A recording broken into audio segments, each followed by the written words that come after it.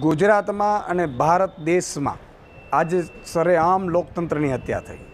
તમે જુઓ કે લોકસભાની ચૂંટણીમાં ભાજપે શામ દામ દંડ ભેદ કરી અને માણસો ઉપર દબાવ કરી અને ફોર્મમાં અપહરણ કરાવડાવી, જે પણ ખેલ કરવા હોય કરી અને બિનહરીફ કરાવડાવી સુરતની। આજે સુરતવાસીઓને હું પૂછવા માગું છું કે તમારો મતદાનનો આખો દેશ અને ગુજરાત જ્યારે મતદાન કરવા નીકળશે ત્યારે સુરતવાસીઓ જે પોતાનું મતદાન નહીં કરી શકે, તો તમારે મતદાન નથી કરવાનું કારણ શું છે? તો એટલા માટે કે ભાજપે મોટો ખેલ પાડ્યો છે। ભાજપે જે 8,252 કરોડ જે ચૂંટણી ફંડમાં લીધા ઇલેક્ટ્રોનિક બોન્ડના કારણે, અને એમાં ગુજરાતના ગરીબ ખેડૂતના, દલિતના ખેડૂતના પણ 13 કરોડ રૂપિયા લીધા છે, એનું આ પરિણામ છે। જે રીતે ભાજપે ચૂંટણીમાં ફંડ ભેગું કરવાના જે ગતકડા કર્યા અને ગેરબંધારણી ઇલેક્ટ્રોનિક બોન્ડને સુપ્રીમ કોર્ટે ઠેરવ્યું, ત્યારે જ સમજી જવાની જરૂર હતી કે આ ખેલ કેટલું મોટું છે।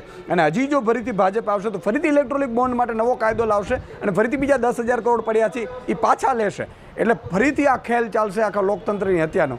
એટલે ભાજપને દરેક નાગરિકોએ, બીજી 25 સીટ ઉપર નાગરિકોને વિનંતી કરું છું કે તમે ધારો છો એટલું ભાજપ છે એને દેશ પ્રેમથી કે લોકશાહીમાં કોઈ વિશ્વાસ નથી, અને માત્ર ને માત્ર સત્તા ટકી રાખે અને કઈ રીતે સામ દામ દંડ ભેદનો ઉપયોગ કરી અને પોતે સત્તાના માધ્યમથી પોતાના ઉદ્યોગપતિ મિત્રોના ઘર ભરે, એના સિવાય ભાજપને કોઈ રસ નથી। અને એટલે જ તમે જોયું હશે મોંઘવારી વધે છે, બેરોજગારી વધે છે, પેપર ફૂટે છે, બેફામ છે, અને છેલ્લે રૂપિયાથી કંઈક ને કંઈક ખેલ પાડે, તંત્રથી ખેલને પાડે છે। એટલે સુરતવાસીઓએ ખાસ પરચો દેખાડવાની જરૂર છે। તમારા લોકતંત્રની હત્યા કરી તમને મતદાનનો અધિકાર ભાજપે છીનવી લીધો છે।